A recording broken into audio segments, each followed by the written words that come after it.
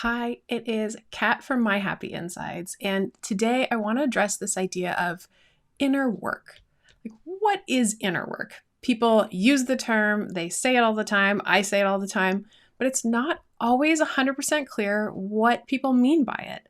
So that's what I want to discuss today. And I also want to share two mistakes that I can see people making when it comes to doing the inner work. So, first, let's address the word work. Obviously, we're working towards something. There's something that we actually have to do or accomplish. And really, I think that comes down to us identifying that there's a way that we feel right now, and there's a way that we want to feel. And if you think about how do I desire to feel more often, it's usually connected to an inner state. Like we want to maybe feel more alive or calm, peaceful, connected, loved, valuable, happy, whatever that might be. It is completely natural for us to have this desire to feel those ways and to feel those ways more often. Because let's be honest, we live in a world where things are being thrown at us from all different angles. We have responsibilities, we have bills to pay, etc. And it's hard to actually get that inner state more often. And we can see that there's a gap between how we're living day to day and how we want to be living. So first, you want to identify what's the actual way that you want to feel. What's that inner state that you desire? So that's one thing when it comes to the work. What are we actually going for? And you need to identify that. The other thing is we live in a world where we are constantly being bombarded with messages that if you only do this, or if you only buy this, or if you only reach this milestone, then you'll get everything you want. You'll feel the way you want to feel. You'll be happy or valuable or loved. And so advertisers know this. They put out messages showing people who are experiencing these inner states and these feelings that we want. And so it makes us attracted towards those things. But what's happening is we're getting lured by these external solutions as a way to solve our internal problems. And that's where we can kind of get stuck, because when we have an internal problem, which is how do I want to feel inside, looking externally is not the answer. We want someone else just to fix it for us. We'd like to just feel that way. So if we can just buy something and be done, do that thing and just be done, then it would be great. We don't actually really want to do the work a lot of the time. And I don't blame us. There's so much already on our plates. The thing is, I do want to address the fact that we have external things that can actually help with inner work. So I'm not saying all external solutions are bad or that they can't help us with the inside work. Are there books that I have read that have pushed my perspectives and changed how I see things? Absolutely, 100%. Are there retreats that I've gone on to or trainings that I've done that have helped me change my beliefs and perceptions? Absolutely. So I'm not saying to never look outside for help with how we can feel inside, but often we get misguided and we start to believe that outside there's some sort of answer that's going to solve our problems. But we do have to do the work inside. Just like reading a book on its own isn't going to change your mind. You have to engage with it and you have to ask the questions. And that's where it's this inside job. You are the only one who can ask yourself these questions. You're the only one who can answer these questions for yourself. And you're the one who can identify what these barriers are between how you feel now and how you want to feel. Because we all have different barriers. It's like a wall. Maybe I want to feel more connected, but I don't. Well, I can feel connected to other people, but there's something blocking me.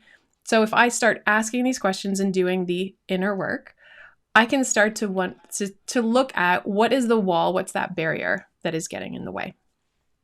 So one of the other things with the inner work that a lot of people don't recognize is that everything that we need in order to feel differently, we already have. And we can actually access the feelings that we seek at any time. Sometimes this can be hard to believe, especially if there's maybe something really hard or difficult going on in our lives. But all of the feelings are accessible. They are things that we can tap into if we're willing to come inwards, instead of trying to flee outwards or look for that external solution. And all of those inner states are technically already there. And yes, I realize this feels very Wizard of Oz, because it kind of is. They had a really good point in The Wizard of Oz, that you can think you're missing something and go looking all over for it, but you had it all along. The one that really stands out to me is the idea of courage. A lot of people think that they need to find their courage. And yeah, but you need to find it within you. No one else is going to make you courageous. That is an inside job. So now I want to talk about 2 mistakes that I see people make when it comes to inner work. So the first mistake is that people think inside work means solo work. Because you're the only one who can answer the questions, maybe it means I have to do this work on my own.